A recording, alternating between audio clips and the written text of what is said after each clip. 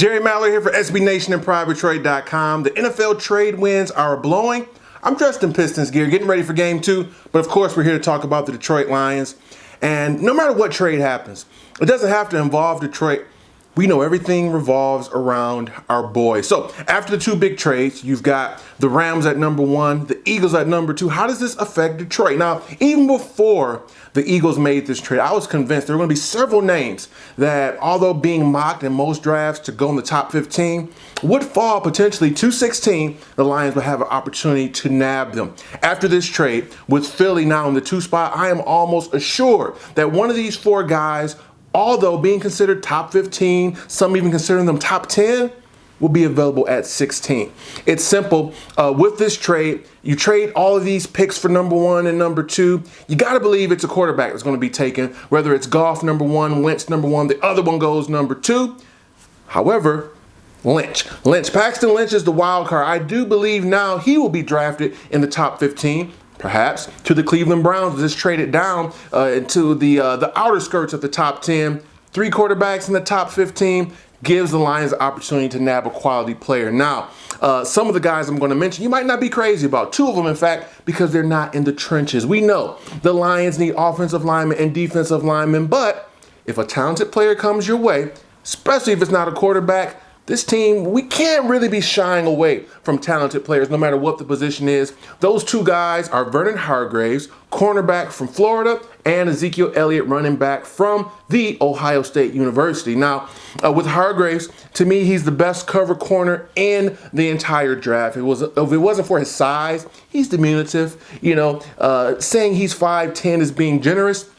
If it wasn't for that, he'd be a top 5 pick. Best cover corner, pure cover corner, no disrespect to Jalen Ramsey.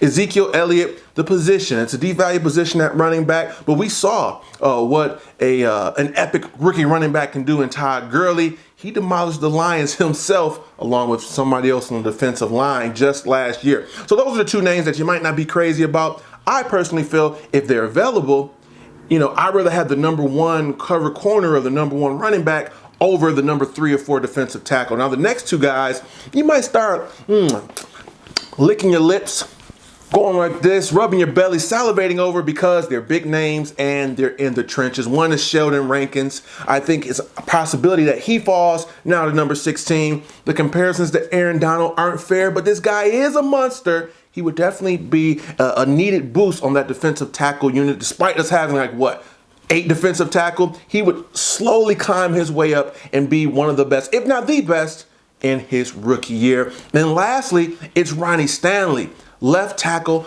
out of Notre Dame. And as we know, the defensive tackle Sheldon Rankins is from Louisville. So Ronnie Stanley was supposed to be a top 5 pick. He's starting to slide a little bit. Some people comparing him to Jonathan Martin. I don't think he's that bad. Maybe not quite a top 5 pick, but if you bring him in, he is your left tackle of the future. At the very least, he'll be a solid right tackle for years to come. Keep in mind, we can use a left or right tackle depending what you want to do with Riley Reef. Stanley's also a zone blocker. So because of him being scheme specific, and we don't know what the Lions want to do in that terms, some teams may pass on him. If he's there at 16, the Lions should not. So those are your 4 names, especially after the 2 trades of guys that could fall to us. Vernon Hargreaves, cornerback from Florida. Ezekiel Elliott, running back, Ohio State.